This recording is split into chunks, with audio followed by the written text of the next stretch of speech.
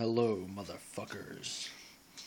My name is Agent Mad Hat, and upon this full moon night, it is time to review another Cradle of Filth album, and this time we're going to be reviewing the 2004 release entitled Nymphetamine. This came a year after the release of Damnation in a Day, which according to a lot of reviews I've read, there were a decent number of people that hated that release.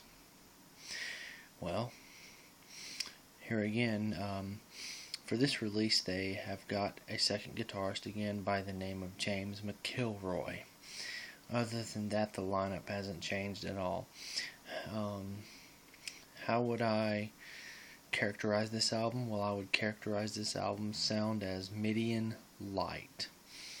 It's very much more melodic. They have dropped almost every bit of their black metal influence in favor of a more accessible type of melodic, gothic, extreme metal sound, which a lot of people have been turned off by. On Metal Archives, this album has an average score of 55%. On Sputnik Music, I think the average is 3.3 out of 5. So that'll give you an idea of what a lot of reviewers think of this album, sort of middle ground type of, score. The title Nymphetamine is kind of a mixture of nymph and amphetamine. So what Danny Filth basically says about it, let me read what he says about the title. He says it's a drug-like addiction to the woman in question, with her insidious vampire qualities, literally bringing her lover back from the brink of the spiritual grave, only to bury him further in the strength of a whim. This is very Edgar Allan Poe in style, and leaves one thinking that despite the character's inner agony, he is really a welcome submissive who readily enjoys the terrible highs and lows in his relationship with this alluring and filthy succubus. So, like I said, let's get into this. Martin Powell, again on the keyboardist, James McElroy and Paul Allender on the guitars. It's very melodic, but very commercially accessible. Let's do a track by track here. The first track is the mandatory Cradle of Filth intro, which is not too good, not too bad. It's just kind of, business as usual on that note. And then we get into the opener, which is Gilded Cunt, which is what they would do many times, a very heavy opener, a very thrash-tastic kind of opener. The lyrics are kind of cheesy. Dirty little gold digger, dirty little soul frigger, oh you gilded cunt, oh you gilded cunt. Decent song. If I was going to rate it out of 5, I'd give it a 3 out of 5. Then you go right into the third track, Nemesis, which is basically delving into the mind of a terrorist, delving into that kind of ideology. Again, good, not great, decent track, melodic, what can you say about it? It's a good track, not great, 3 out of 5 once again. Then Gabrielle, which is one of the ones that's closest to their signature old-time sound. A lot of tremolo riffing in it, a lot of keyboard melodies. Again, good, not great. I'd give it a 3 out of 5, maybe a 2 out of 5. And then right into my favorite track off the album, a fucking masterpiece, Absinthe with Faust, which is about basically him and Faust, who is a man who legendarily sold his soul to the devil, drinking a glass of absinthe and kind of nostalgically reflecting on their lifestyle, their sinful and exotic lifestyle. Some, the lyrics start out with, pour the emerald wine into crystal glasses, let us kiss the divine through kissed catharsis, let us pitch to the 7-year itch of the ultra decadent.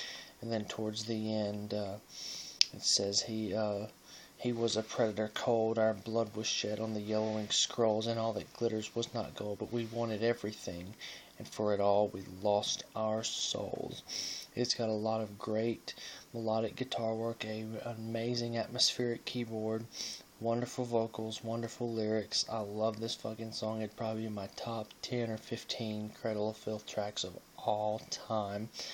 Absinthe with Faust, which goes right into the title track of the album, 9-minute long Nymphetamine Overdose, which has the guest vocalist from Theater of Tragedy, Liv Christine, and man, does she deliver a great performance on this. It starts with kind of a mid-paced and thrashy section, then going into that greatly melodic gothic styled section where she and Danny trade off their vocals.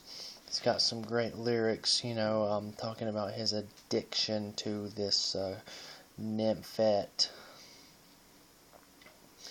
So there is Nymphetamine, a very appropriate title track, one of their most popular songs ever. Then it goes to Medusa and Hemlock, which is kind of to me, it's kind of a forgettable track.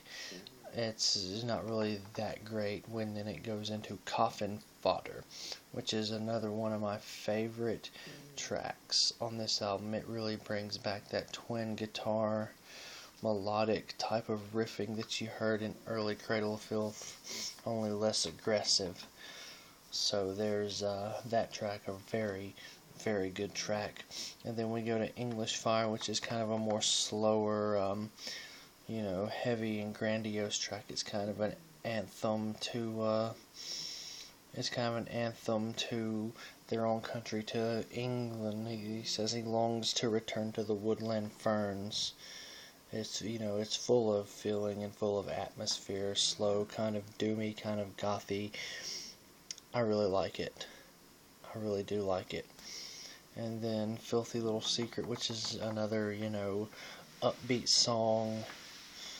Decent, but again, kind of melodic, kind of a heavier little track which has a lot of melodic flourishes on the guitar. And then we go to what is considered a sequel to Her Ghost in the Fog, Swan Song for a Raven, which continues the story of this man who has lost his true love. And as a follow-up to Her Ghost in the Fog, I think it Her Ghost in the Fog pales in comparison to this one. This one is, I don't think I chose the right words. This one is way less effective than Her Ghost in the Fog, way less aggressive, but it's very melodic. Martin does some very good work with the keyboards here. The lyrics are decent, but as a sequel to Her Ghost in the Fog, it's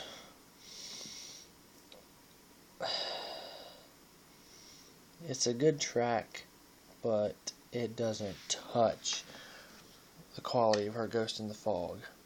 So then we go into Mother of Abominations, which is a song about Cthulhu, which is another pretty good song. It's a good way to close out the album. So as a conclusion to this album, I would say that it's not their greatest and not their worst. It's sort of a middle ground type of album. Very enjoyable. I love the fact that they brought back the twin guitar melodies. I love the fact that the gothic atmosphere, and I like the fact that the Theater of Tragedy vocalist is featured in the title track. The only real masterpiece songs on here are Absinthe with Faust, Nymphetamine, Overdose, and then Coffin Fodder. The rest of them are good, but in a sense kind of forgettable. If I had to give it a score, I would give it a 76 out of 100. Not their worst performance, not their best. It, it's just nowhere near the greatness of their classic albums. I really kind of expected more from it. I really enjoyed it when it first came out, but it's kind of not aged well for me. So 76, 77 out of 100.